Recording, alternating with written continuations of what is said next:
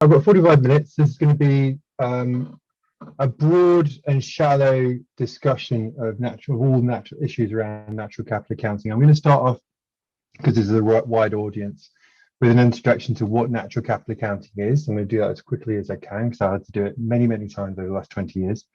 And then we're going to move on to where the kind of ONS and the UK's natural capital accounts, national natural capital accounts, stand at the moment, what we've achieved so far, and what they can and can't do at the moment, and what they possibly could do. And then I'm going to go into some of the details, give you a bit more of a flavour of some of the challenges, the data challenges, and the data possibilities involved in producing national natural capital accounts. The intent of this talk is not to give you any particular bit of detail. I want to give you a broad flavour, really, rather than for you to particularly take away any particular bit of technical information. If you have any other broader interests in any specific aspects of what I talk about today, always welcome to come back to me. You go to the next slide, please. So the first thing to know about natural capital is it's a very interdisciplinary subject. For that reason, I'm going to start off with the economics side, because it's my background and therefore the most important. And the first thing I always like to point out is that whilst a lot of people seem to say that, well, natural capital accounting, ecosystem services, this is all very, very new, really the economics is very old. It's at least 100 years old, and some people would argue much older.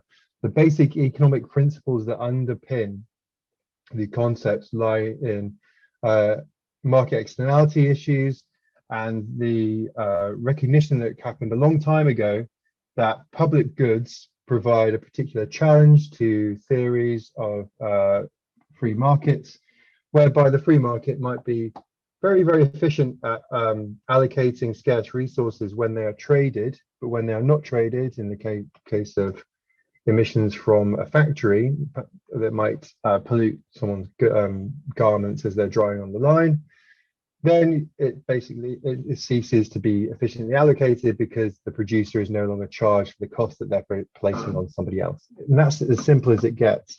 Everything that came out, sorry, we can stay at that slide for a moment. Everything that comes after that is really just technical work to try and work out the niceties. Now, the only thing that has changed really in the last 100 years is the consideration of how important this subject is to economists. So back in the sort of 1920s, when Pigou was looking at the impacts of air pollution on people's laundry costs, it was considered a nice little side affair to economics proper.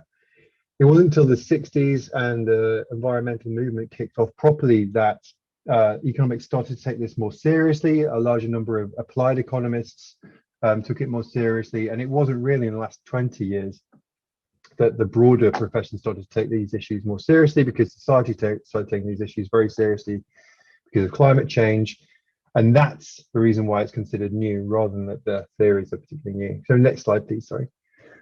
And then we can look at it from the ecologist's point of view. So what is natural capital ecology? So the terms natural capital and ecosystem services really come from ecology back in the 70s.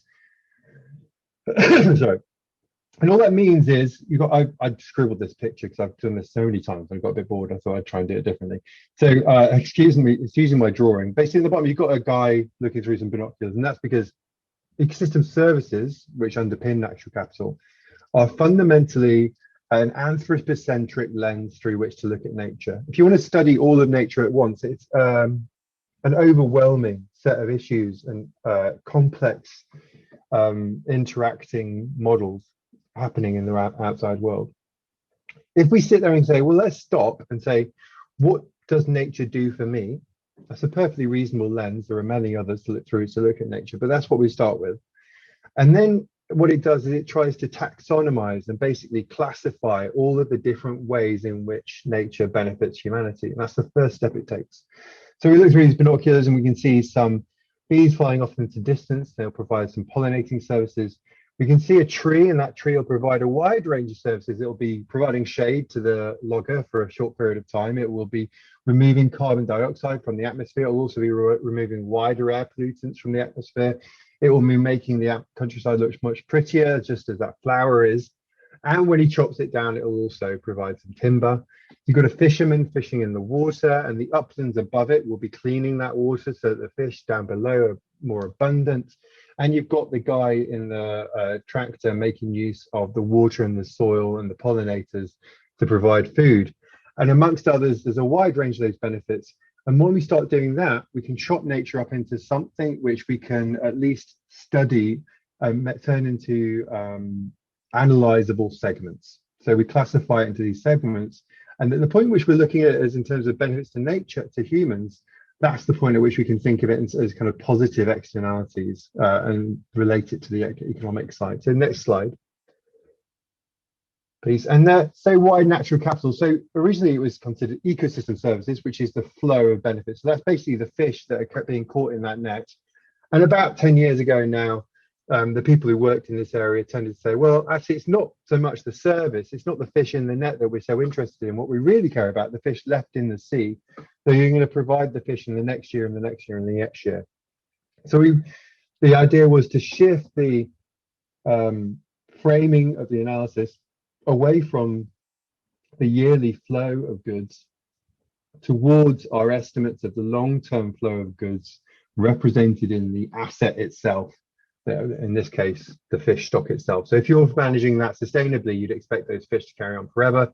If you're not, you'd expect your asset value to be declining as you're kind of basically removing and extirpating that species from that local area. To the next slide. So that's basically broadly what it is. It's basically a combination of ecology and economics to try and come up with monetary values of a range of services that are provided by nature, and then turn those into asset values. But in practice, the phrase natural capital gets used now in a very broad range of ways. So the traditional way, and the way that I was mostly trained in, is terms of straightforward, old-fashioned economics cost-benefit analysis. And we continue to do that, and it's been incredibly influential in that respect. I think on a range of issues that people mostly don't even notice. I think, for instance, the ozone layer, there was a cost-benefit analysis done on that found a 30 times benefit to cost ratio of preventing the emissions of CFCs into the atmosphere, and I think that did have some influence. So we continue to do that kind of cost benefit analysis where we look at a baseline and a counterfactual, and we look at whether improving nature or we look at whether some policy intervention is better or worse for us, and what we do is we try to pile in as many of the environmental aspects of that as possible. In the middle, what you can see is a managed retreat. So this is where you could put in solid flood defenses, or what you could do is move human activities back away from the shoreline, put in a softer range of flood defenses, in this case, wildlife reserves, that can be flooded intermittently and won't damage them, but also provide a place where the waters can come in and not damage the buildings and the farmland further inland. And in that regard, what we're talking about as natural capital is more of a nature-based approach, where you sit there and you say, well, is there another way to do this which could provide a win-win? Is there another way of thinking about this problem that makes better use of nature, that reduces our costs, that provides broader natural benefits, and also solves the problem in the first place? So that's the way it's used an awful lot for business, where they're looking at different ways in which they can interact in individual policy or individual changes. And the last one here is the time series that we produce in National Natural Capital Accounting, where it's literally an account that you produce year to year to look at the marginal changes in the way that in the stream of benefits that we're getting from nature. We'll go to the next slide. And that's the one we're going to be talking about most at the moment. So why should you make a natural capital account? Well, the first is you can use those big numbers, and in the first few years you make it, those big numbers can have some impact. So we've been saying that natural capital is worth now 1.2 trillion in asset value, and that can get some attention. You can also produce local numbers for engagement. So we can produce national numbers, and in a lot of places we can produce the granular numbers that can be provided to local authorities, who can also make better arguments for the protection of their parks when their budgets are under strain. And they have a wide range of people calling for use. It's harder to argue for the parks work that they're doing, and being able to provide a range of ways in which those provide cash benefits or economic benefits to local environment and local economy is useful to them. But those first two can be produced with relatively simple static accounts that can be repeated each year.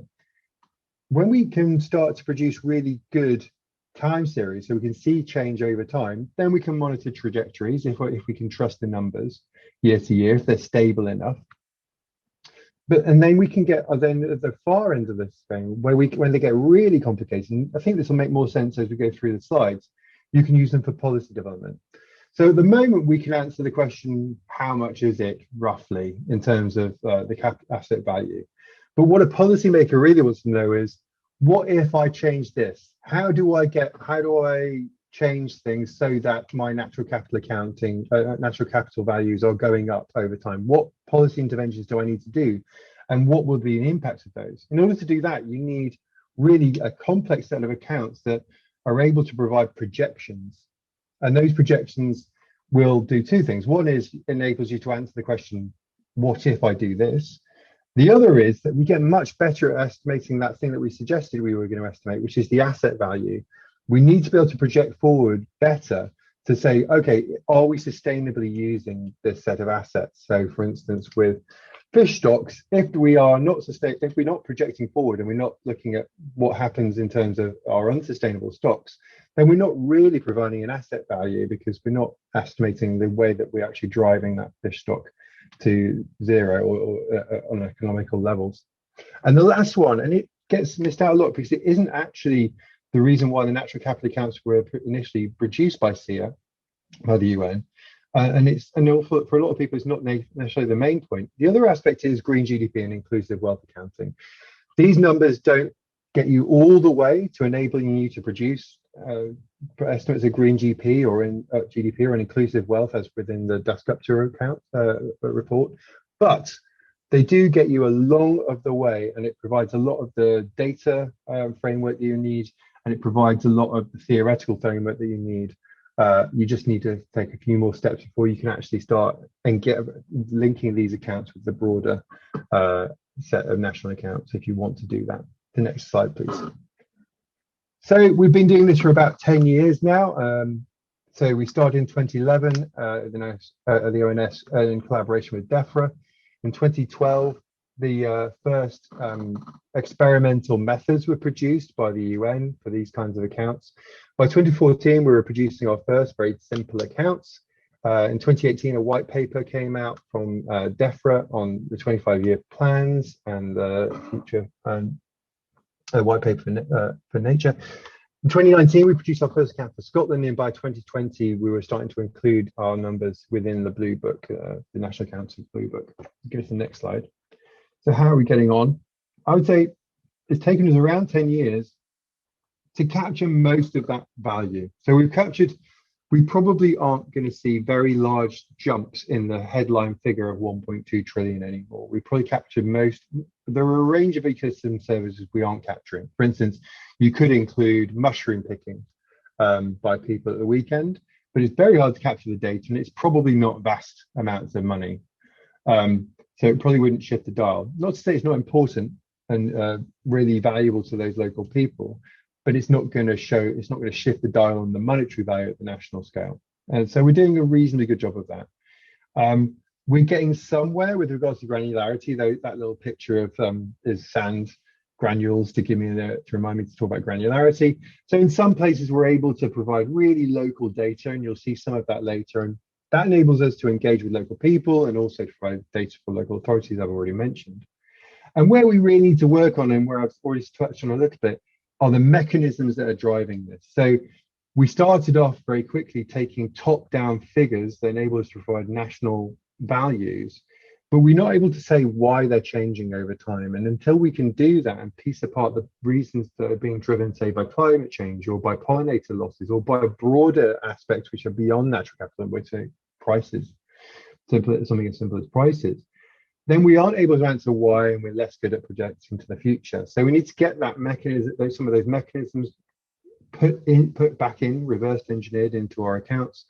And at that point, we can also provide a better projection into the future. And at that point, they not only are providing policy advice, but they're also able to provide a sort of pseudo sustainability metric, because we should be able to really see our asset values declining rapidly when we aren't looking after them, and we aren't managing those particular assets sustainably. So we go to the next slide. So let's look at the figures. So in our headline figures, we are able to show some messages quite clearly already. That top line is the asset value over time from our latest account. And you can see that it's sort of declined a bit since 2012. But if you pull out fossil fuels from that, you can see the line running. You can see it's actually increasing if we don't include fossil fuels, which we would expect to be declining, partly due to price drops and partly due to natural reductions in actual production from UK fossil fuel sources. And then the bottom line just shows you what's happening to fossil fuels over time. There's a little bit of a caveat at the bottom there. So if you're watching this on the recording, these are slightly basically there are some areas where we aren't able to provide the service value for all years. So I flattened them. So these aren't perfect figures, but they give you a flavour of what's happening in UK accounts.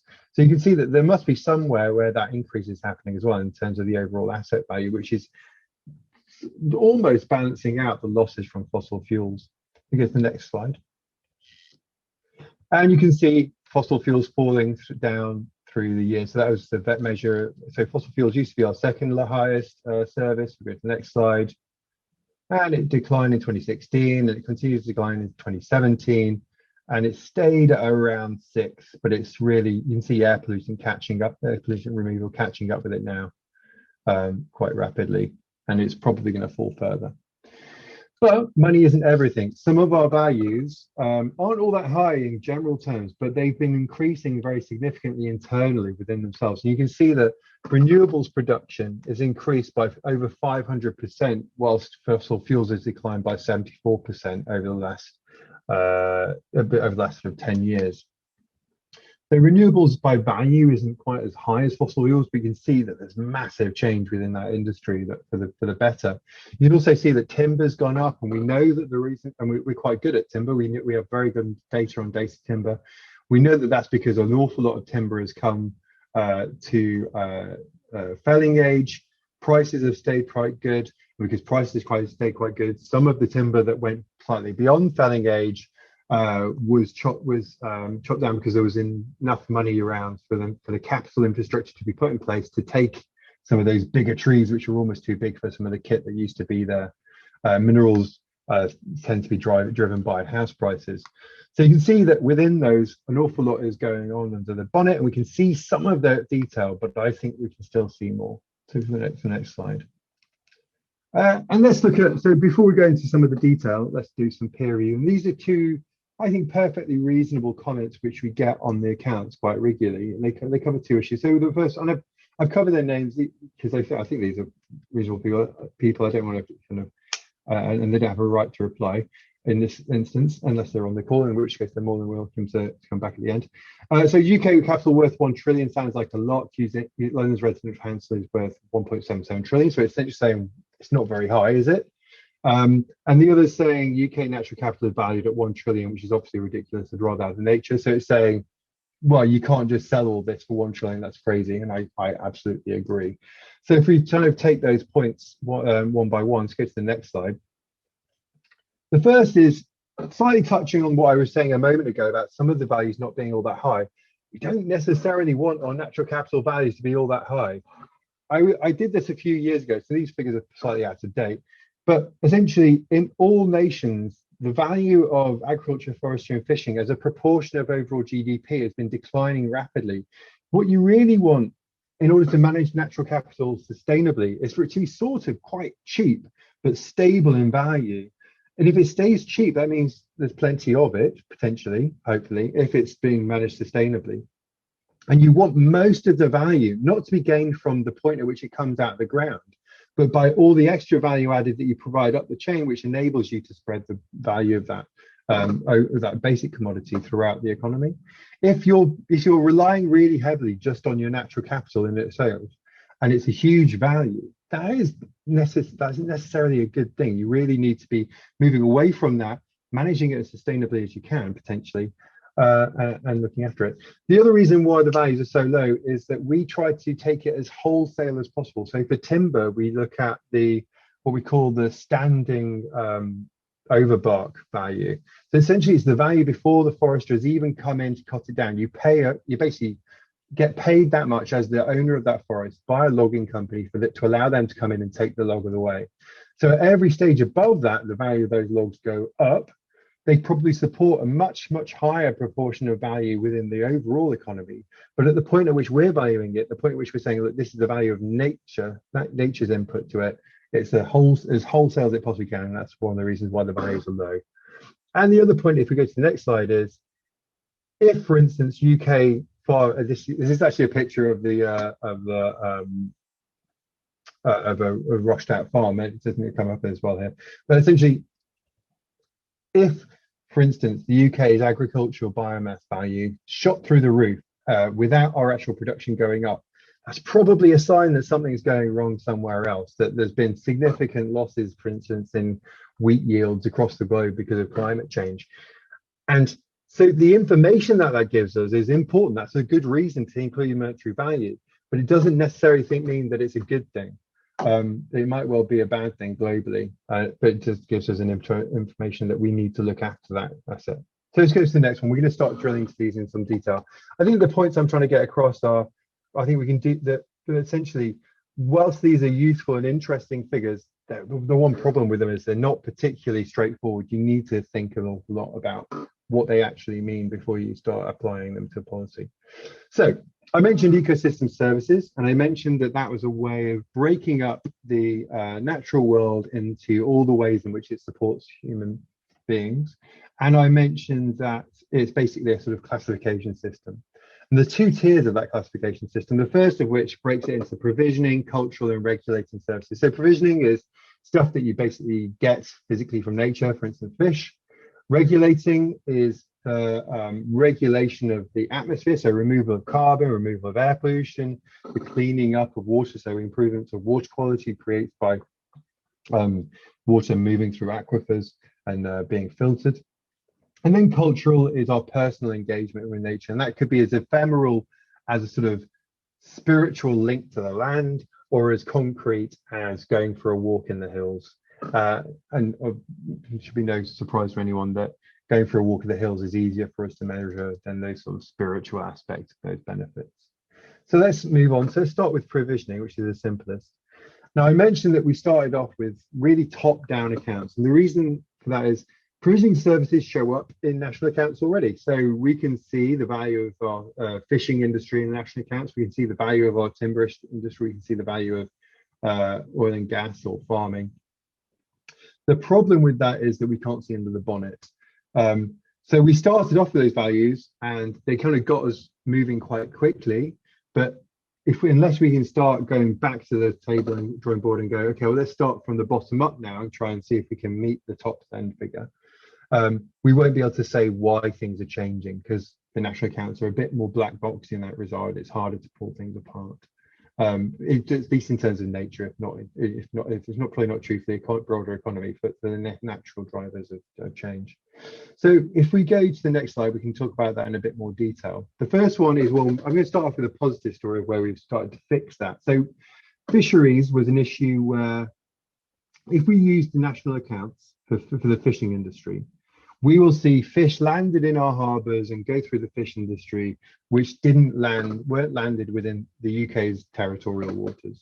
We'll also see fish that were landed from UK's territorial waters, landed in foreign ports, which won't show up in our accounts. And we'll see the fish move a little bit of a way through that value chain.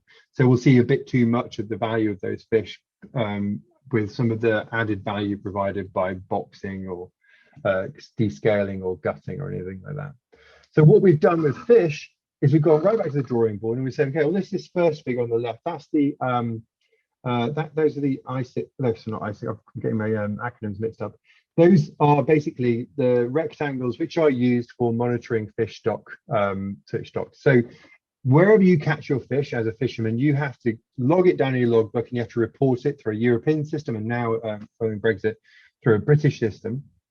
Hopefully, like the intention is that international boats will have to feed it through the British system too. So we know exactly what stock we're caught and in what rich rectangle is a good start. We can then overlay that with the next picture, which is the UK's exclusive economic zone. And we can say, okay, well, then these fish were caught within the UK's exclusive economic zone. That gets us somewhere. We can then match that with survey data on fishing vessels, which tell us what the landed value is of each stock by ton. So we know essentially at the point at which it's been pulled out of the sea, put in a boat and landed at a harbour. So it's as far away as we possibly can get without actual quota trading towards that kind of wholesale value of fish that we can get. And then that final bit, and I mentioned this a few times, is that linking to sustainability metrics. So that first picture on the bottom left, that gives you your zones. We have to match to those zones because the different stocks will feed into different parts of those zones. And then that last one basically is an example of sustainability metrics. And there's basically two sustainability metrics that we use, really, really rough ones. One is the stock within the sea that we estimate above or equal to the level at which we can maintain a sort of maximum sustainable yield. And the other test is, are we off taking sufficient fish that it isn't going over the maximum sustainable yield? And if it passes both of those, we consider it sustainable. And now we can start to monitor what's happening between sustainable stocks and non-sustainable stocks. And you can see that in the UK, the sustainable stocks increased in value massively. That's largely driven by mackerel suddenly becoming a sustainable stock. And we can see that we're seeing quite significant improvements, though there is a large chunk of the stocks which we can't actually match to sustainability metrics. And if you want to know a bit more about that, well, I've got some time, I'm not going too slowly. And the reason for that is those are stocks like shellfish, which aren't managed in the same way. So if you've got cod, you want to say, okay, well, we want to manage it such that we take in the largest yield we can sustainably, and you have a certain amount of fish in the sea, and so you set quotas on that basis. But things like shellfish are managed in a different way. It's based on age structure and saying, okay, well, we won't take ones of below a certain age so that we maintain a breeding stock. And coming up with genuine sustainability metrics for those is a separate challenge, and one which we need to work with marine authorities on improving on. If we go to the next slide, we can also see that the overall the value per ton of sustainable stocks is much higher than that of unsustainable stocks. You can also see the value per ton of the unknown stocks is much higher. And you can see, because I gave that reason, a lot of that's the shellfish series. So they're much smaller in volume, therefore much smaller in overall value, but their per ton value is quite high. So you talk about lobster and the like. So their per ton value is quite high. But we need to come up with some way of coming up with better sustainability metrics. But, you know, really good news story. Unsustainable ones are actually much less profitable than the others. So we need to do something about that. So we've come somewhere on that. Where we're doing less well is agriculture. We've not quite cracked it yet. So let's talk through the problems with agriculture. They're very similar to fish. So at the moment, we're still using the basically a sort of residual rent approach. And you can see that in the midline, that's the sort of, I say, middling blue line that kind of drifts around between the middle of the two, the very flat line and the very, very erratic line on the right-hand graph.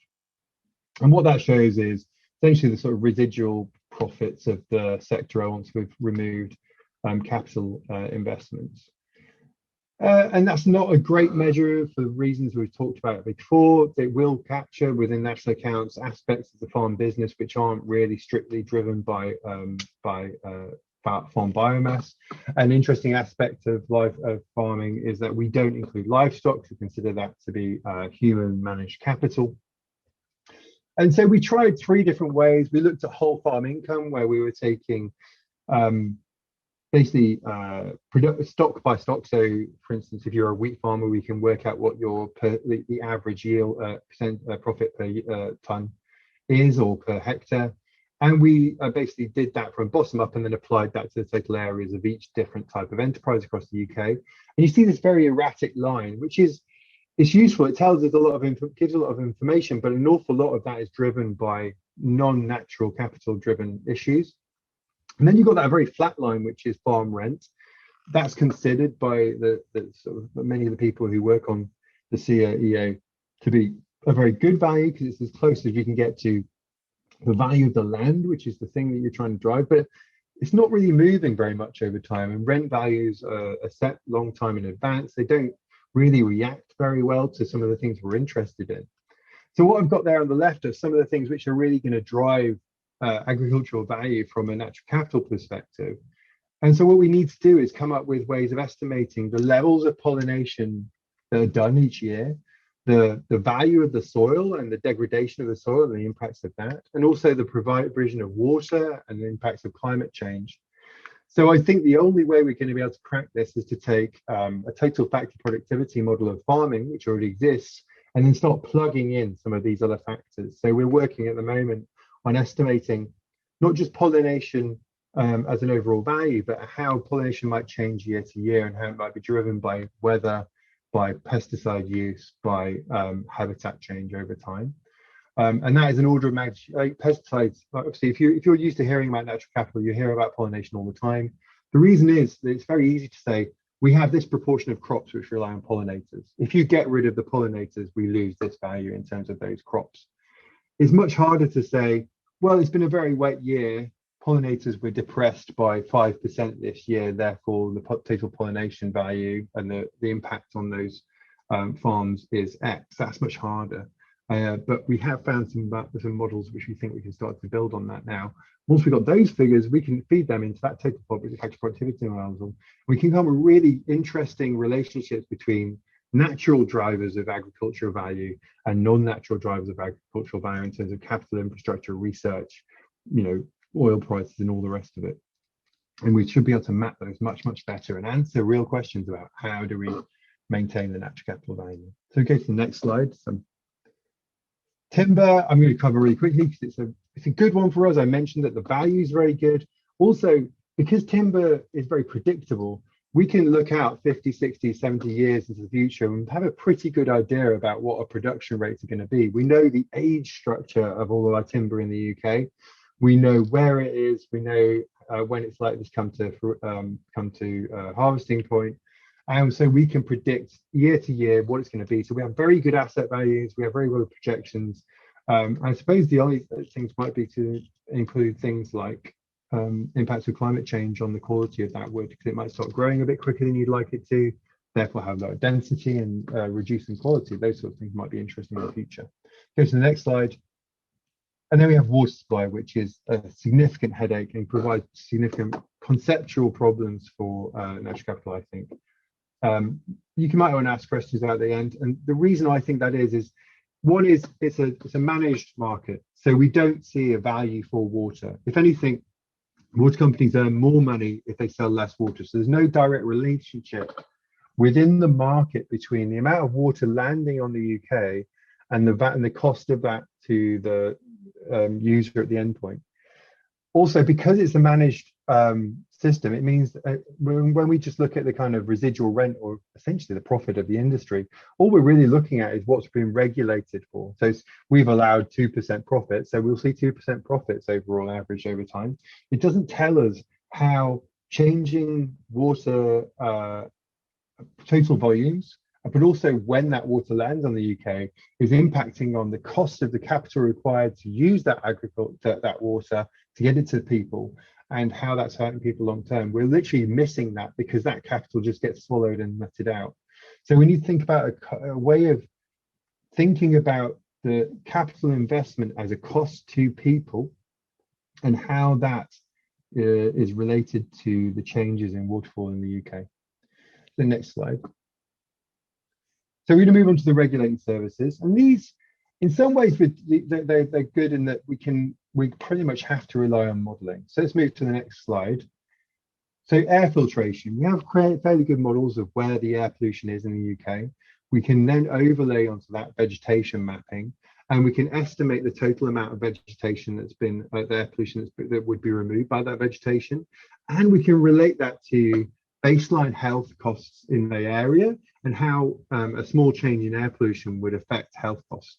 And in this case, it does, because we're able to do it at a really low scale as well as a national scale at the same time, We were able to provide this interactive tool, which enables you to put your postcode in, and it will tell you how much your air pollution has been removed in your local areas. This is where I'm sat right now. This is pointed at Tuthill near Chepstow on the English-Welsh border. And you can see that the air pollution removed is a bit lower than the UK average. I think that's because air pollution in my little bit of Chepstow is a bit lower than average, so it's much worse over the bridge. But the value is much higher, and that might be to do with higher baseline health costs. So it might be an older population who might be more affected by air pollution, and therefore you get better healthcare benefits in terms of that. So we can do really good stuff with air pollution, but it's tricky to do. We have to pay to get those models refreshed every so often. We're paying for a refresh at the moment. Next slide. And then we've got global climate regulation. So this is an interesting one in that we've got pretty good data, at least for terrestrial removals of carbon. But there's also a headache here, and that headache is provided by peatland. So for a long time, the UK's what they call the LULUCF account, so land-based carbon kind of flux, showed that the UK was removing more carbon than it was emitting. But we know that peatlands, and there's a longer story, peatlands are essentially very, very deep stores of soil which need to stay wet, and when they're not wet, they lose soil, they oxidize into the atmosphere and basically emit large amounts of carbon. You've got there my colleague Hazel, who's standing at the bottom of this pipe. About that was drilled into the ground about 100 years ago, the original stick. And so you see that much soil has been lost in around 100 years, maybe a bit longer. There's vast amounts of carbon being lost in these areas where the lands have been dried out for agricultural purposes, for grouse shooting, for a wide range of issues, for a wide range of purposes. And so by including the mechanisms by which peat is emitting into the atmosphere, the UK's LULUCF accounts now show a gross emission. The purpose of the natural capital accounts is to measure the benefits of nature. So you could argue that those emissions are not benefits of nature, but actually pollution driven by humanity. On the other hand, what you could say is, well, what we're doing is we're measuring the reduction in the services provided driven by condition removal, and we want to measure that. So why do we stop measuring that at the point at which the condition is so poor that it actually emits into the atmosphere? And shouldn't we include that as some kind of negative a liability driven by our asset? Now, that also provides broader issues for national accounting more broadly, because national accounting has no concept of a non-financial liability. And that's causing broader, we can talk about that more as well if you want to do. So let's go to the next slide. And then cultural services. So I've got about 10 minutes left. So let's talk a little bit about cultural services. I could have probably spent a bit more to see that on repeat. So let's go to the next slide. These are in some ways the hardest, and in some ways the easiest. So on one hand, cultural services are ephemeral. It's hard to kind of capture the full ways in which we interact with nature. There's a specific type of cultural service called non-use benefits. So essentially the value I place on tigers existing in India, despite the fact I've never been to India, might well be that I never go to India. And even if I did go to India, it's very unlikely I ever see a tiger, but I value their existence. And it's very hard to capture though with these accounts because there's no trade in that respect. The simpler ones are things like recreation. So me going out while swimming. So me going out while swimming, and we can capture some of that. The problem for say a developing country doing this is there's no way around this. So the provisioning accounts, you can rely a little bit on your national accounts to come up with top-down figures. The regulating accounts, well, someone can provide you with some technical models and some data from remote source, so from satellite mapping, which will give you an idea of what your regulating service might be without having to use a huge amount of money. But cultural services can't really be done without large amounts of survey data, or maybe admin data that you might have to buy from some organizations. In case of recreation, what we do is we take surveys of people engagements with nature, and we work out how far they're traveling to nature and how regularly and how much that's worth. So essentially the travel cost, the cost of engaging with nature. And it tends to be our highest value because obviously that's essentially a retail value. It's the retail value of the petrol or the bus or the train that you port to get to your wild swimming pond. And so they end up with very large values. They're very easy to relate to normal people, to people on the streets. They understand their engagement and recreation in nature. And so they're some of the big investments, one of the easiest ones once you have that survey in place. But without the survey, you're slightly lost. Let's go to the next slide. But I mentioned that you're basically charging it as your access to nature. So what happens if you are very close to nature? Let's say you live in a very valuable house right next to Regent's Park.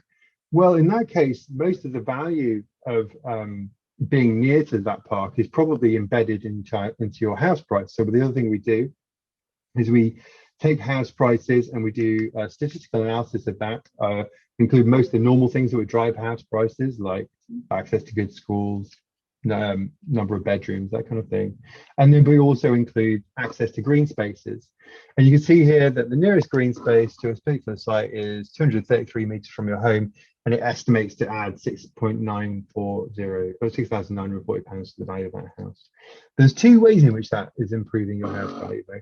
One is if you can access it very easily, but the other is if you can see it from your home, you're providing a sort of visual amenity service. And we can pull both of those out using our current models, though we're having now to move over to the new data set, which will mean that we have to rethink how we do the visual amenity services. So I've got a little bit of time, so I can go into that in detail. We were using Zoopla data, so essentially house sale data. We were doing textual analysis of the descriptions of the households and picking up where it stated that there was green or the green space views or marine or sea views of the sea, and that enabled us to include whether or not a house had, you know, green or blue space, as we call them, views or visual amenity services.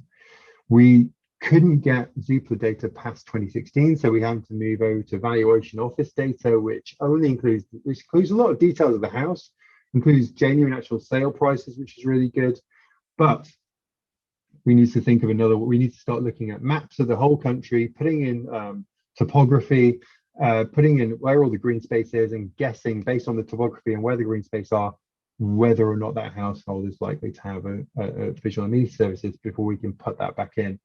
But the upside is that we will be able to have longer term time series of that value. Let's go to the next slide. And the last one on there's also education, which we don't capture very well. Very large numbers of outdoor education trips are taken, which we don't capture at all. But they're provided by a very broad range of organizations, and there is no central repository for the data from that. We've been working with them to try and get an idea of what the scale of that might be. So we know it's large, we just don't know how big it is because we haven't got all of them. And we've been talking to them and encouraging them, because they do have organizations which bring them together, to try to work out ways in which they can normalize their data so that they can send it to us. And that's the point which actually I should have mentioned very, very early on. And the reason why it's taken us 10 years to get as far as we did get is that the data are complicated and all over the place. So environmental data can be found with NGOs, with a wide range of government organizations, agencies and departments, with local authorities, with individual academic institutions. And knowing what those data are and navigating that landscape is incredibly complex and takes time. Even when you've found it, it takes longer than you think it's going to take to get hold of it and make sense of those data. And ultimately, that is probably the biggest initial challenge you face when building these kinds of accounts. Go to the next slide. And I would say thank you for that. So this can basically underline that. So in terms of our accounts, we have over 50 or 60 different organizations data. We have something like 260 different data points or data sets which we have relied on over the last 10 years, which we try to keep a record of. These are some of the major organizations where we take data from. If you are a member of an organization which you believe provides us with data, and I haven't thanked on this particular slide, do get in touch and I'll try and put your logo in there. It's just to underline the fact that we basically rely on a very large number of data collectors and data experts to provide these accounts. We eventually collate, adapt and represent them as our own and take credit for it. So next slide. I think we're coming to the end. I can say thank you very much.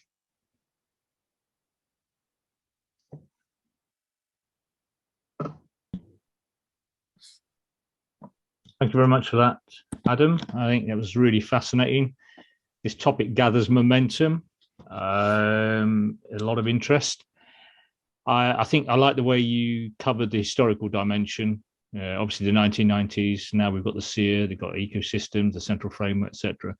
So before I continue, I just want to mention, whilst most of you are on the call, the next session will be on the 16th of December, and more details will be coming out. But coming back to this session, if you've got any questions, please use the Q&A.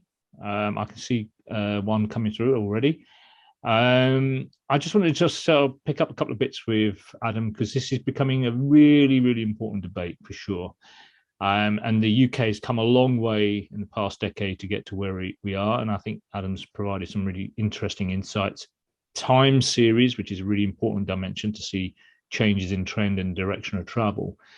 I just want to, a lot of us, this has obviously got a human construct element. And I think COVID-19, it still hasn't got through to a lot of people that the biggest benefit of COVID-19 is not to us as humans and human lives, suffering and deaths, etc., but the animals, the bird life, etc. With so many creatures around that you didn't see before that are about. And then the atmosphere, when you look at the satellite imagery, is much, much cleaner. Now, when I come to the atmosphere, in a sense, without the atmosphere, we don't have air and we can't breathe. The question is, how do you value that? And that is really difficult. If you said to someone there's no air available, how much would you be willing to pay for it? Versus what is required to keep the atmosphere clean for humanity and society to survive? So the question is, what is your thought on the valuation there? And then the second aspect, I think, is this presentation has really highlighted a lot of work, a lot of data, a lot of issues. If you wanted one thing to make your life a lot easier, reflecting that we've come a decade down the line, what would that be? I've got some ideas, but that's not my answer.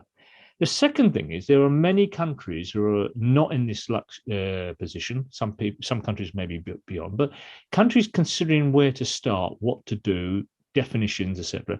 What would be your single most important piece of advice to give them a steer and a guide? So whilst you think about that, I'm going to ask, welcome to Joe Grice. Hiya. We were going to unmute you so you can ask your question, Joe. So come along, Joe. Thank you very much. I must say, this is a very impressive piece of work. I do remember actually being present at the meeting 10 years ago when we promised the Natural Capital Committee that we would produce natural capital accounts. We said it would be a 10-year project. This must be one of the very few projects actually where a 10-year project has really turned into something that delivers after 10 years. So I think that's really impressive. The question I had is actually relates to something you've already mentioned. Two of the biggest assets most people would think of from which humanity derives benefits are the atmosphere and the oceans. And obviously a lot of environmentalists are very concerned with those. But how do we value those and include them in natural capital accounts, given that the atmosphere doesn't stop at UK territorial borders? Thanks, Joe. I haven't got any more questions at the moment, but please, for others, if you've got any questions, comments, utilize the QA. So with those comments so far, Adam, back to you, and then we'll try to see what else. So I think there are sort of two slightly very big questions on the atmosphere. So one is, well, we can't live without the atmosphere, so how do you actually value it? And the other is, it's a global good. It's not just one that can be assigned to an individual nation. I think they are actually related, and I have a view of how to do it. There isn't actually too much guidance, I think, within the CEA, and I think that's partly because the EA is focused on the kind of benefits of nature. So if you think about the atmosphere as a regulating service, the way it's kind of conceptualized at the moment, it would be to say, okay, well, you start with this baseline of everything's okay, and any deviation from that would be driven by human pollution. So the natural capital accounts don't kind of include that yet. That doesn't mean that I don't have a view on how it should be dealt with. And I think there's two issues. One is, and I didn't actually capture, I forgot to mention it as I went through the talk, there was that first question of saying, I'd rather have nature, basically one of the comments. And the reason is that essentially you can't treat any asset as its whole. So if we took all of the houses in London at 1.77 trillion and a passing alien said, I want to give you 1.77 trillion, which is currently the market value, your own assessed asset value for, house price houses in London, and we will zoom away with all the houses in London, then London would be in trouble. You couldn't sell it for, so you wouldn't sell it all at 1.77 trillion. What that 1.77 trillion represents is the marginal trade of the few houses which are sold in each individual year, and then extrapolated to all that housing, essentially what it is. And it's the same thing we're doing with natural capital. What we're saying is, look, if we cut down every tree in the world, we'd be dead. The actual overall value of nature is infinite in one straightforward way. It's just not a very interesting answer. It just says don't get rid of any of it. But really at the margins, well, is a tree infinite in value? No, we chop down trees all the time. So what it says is, what is the marginal change in that asset driven by current rates of change? And if you were starting to get to the point where you were removing large amounts, then that price is going to skyrocket very, very quickly, and you're going to notice it. And again, that represents my position, which is that if your natural capital happens to go very high, that's not necessarily a good thing. That could be it could be you're over exploiting it, prices are going up, and the bit that you've got left over in your site is now worth a lot more. So I think the main first thing is what we're looking at is that marginal level of trade, and that's all we're ever talking about in capital accounts, because you can never sell all of it in any conceptual way. And then to get on to how we could cope with the atmosphere as a public good. The atmosphere itself is a public good, but the benefits of emitting into the atmosphere, so being allowed to just emit as much as you want, that's a private good. And the costs from a damaged atmosphere, I think, are private or kind of nationally public goods. So what you need to be able to do is separate the two and see the atmosphere almost like a trading house, I think, is the way I would do it.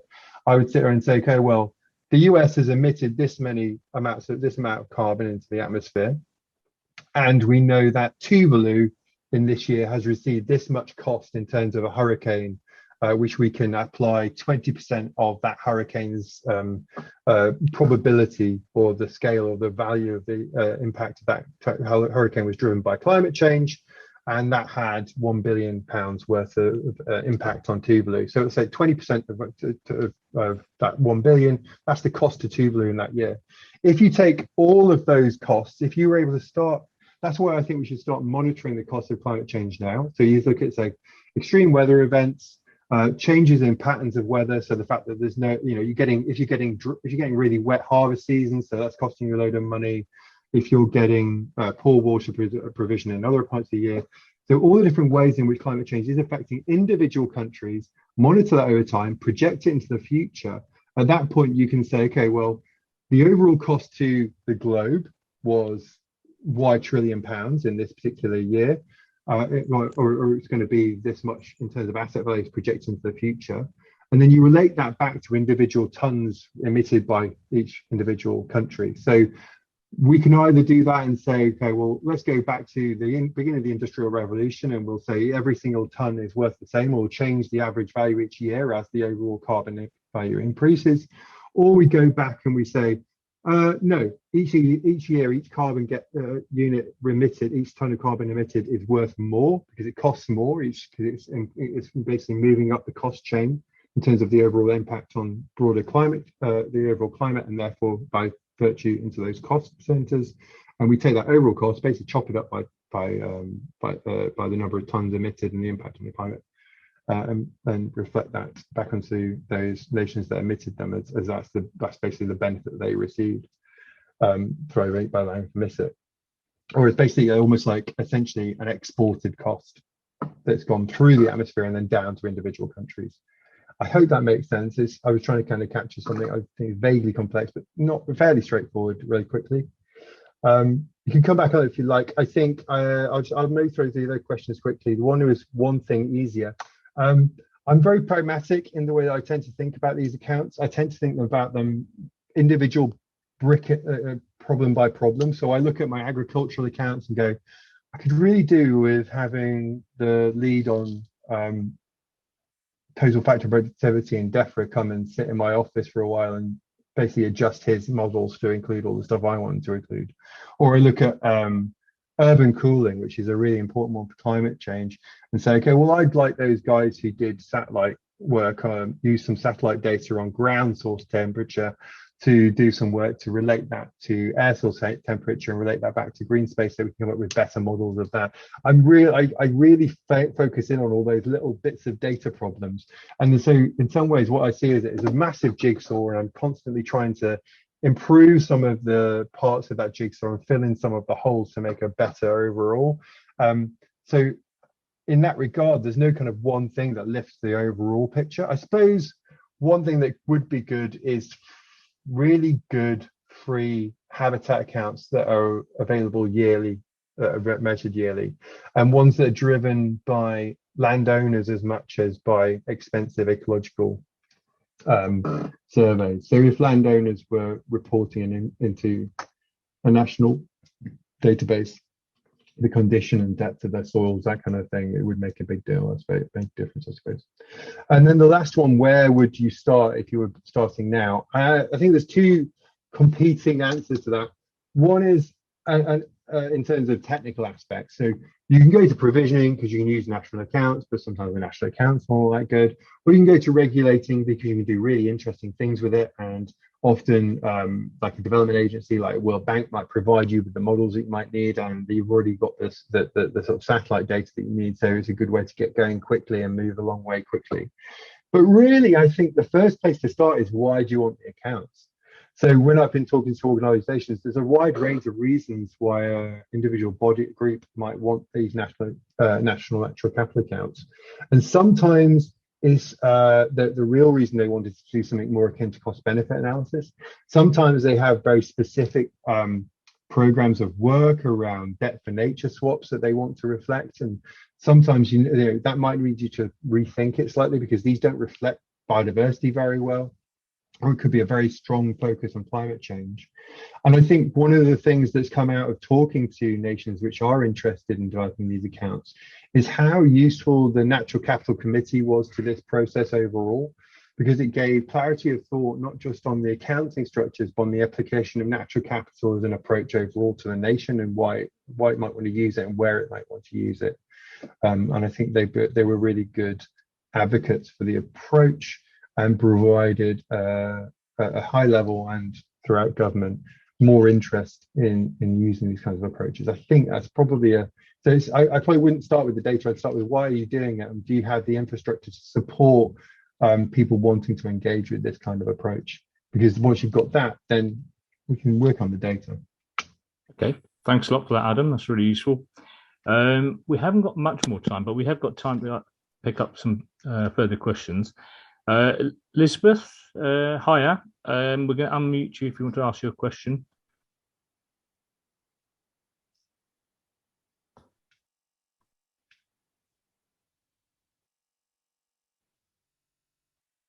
I'll give it another few seconds, otherwise I'll quickly ask it.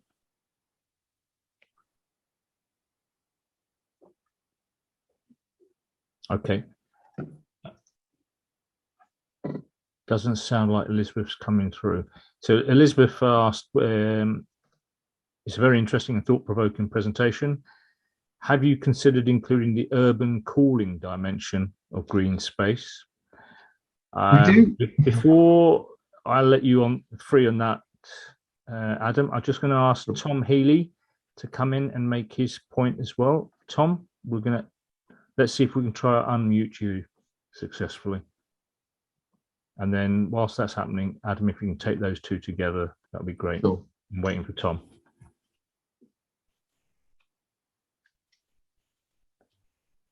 Hello, can you hear me? Yes, Tom, you're on. Thank you very much. Yeah, no, that's really interesting. And I was just, this is Tom Healy from the CSO in Ireland. I was just thinking, you know, it would be great to have the UK back at Eurostat meetings. But anyway, let me not go there on that. Yeah, it just struck me that the interesting finding about the monetary value of ecosystem services, you know, that the figure as a percentage of GDP, for example, is quite low. Or relatively low compared to maybe other sectors of the economy. I think that's an interesting point, and I hadn't thought about that angle that Adam mentioned, that you know, this actually perversely could be a good sign, actually, possibly. It does strike me, though, that we are still looking for the holy grail of the value of any natural asset to society, to human beings. So it does suggest a dichotomy between monetary value and in some sense value in the broadest meaning. Thank you. So I'll answer those two questions. The Thanks, first Tom. one, Adam, yeah, thanks, Tom. if you can go for 2 minutes max, that'd be great. Yeah, sure. So on the first, Elizabeth, yes, we do measure urban cooling. We need to do it better, but we do measure it. I just didn't go through literally every service that we produce, and it's a really interesting one. I think it's valuable. In terms of Tom, I think there's two answers. One is these are very national accountants-based exchange values. So there are other sets of values. So welfare-based values tend to be a bit higher because you're trying to measure the whole consumer surplus associated with it, rather than just trying to estimate the wholesale value of nature and then the economy. So you can feed it through the broader economy. And one thing you could do is, one thing we're interested in is looking at supply and use tables. And I'd like to be able to say, well, this actual value comes in here, but it supports this total value within the economy. That's one aspect. The other is I've noted there's a broad argument in Ireland at the moment over peat. I know there's some legislation going through over peatlands in the Ireland. Despite the fact that some of our values are low, our analysis of UK peatland and the restoration of peatland, we did what we call a restoration cost account, essentially, where we estimated what it would cost to restore all of the poor peatland into pristine condition or near pristine condition. We still found, I think it was something like 100-to-1 cost benefit ratio, despite the fact that we were basing it on exchange values. So even so that you can come up with bigger values, but even when you're not working with bigger values, the values that we work are often pretty big, and actually the relation costs associated with with improving them is also low. So it still beats the cost benefit analysis. Hopefully that was quick enough. Yeah, that was great, Adam. A couple of things I just want to quickly pick up. Tom's point about a seat back at the Eurostat table, an interesting comment. And then I think Adam said earlier on, the national accounts isn't quite always what it looks to be. I agree, there's lots of improvement, but I definitely want to echo that last point about the use of the supply and use tables and input-output tables framework. There's a natural link, and it goes two ways in terms of improving quality and data availability. So I'd like to say thanks to Adam again for today's presentation, and also repeat the fact that the next seminar will be on the 16th of December, and we'll send details nearer the time for your information. Otherwise, thank you very much. I've just noticed someone sneaking in. Elizabeth saying working. That's fine. Okay. Thank you very much, everybody, and have a good afternoon, evening, or good day wherever you are. Okay. Bye. Thank you. Bye.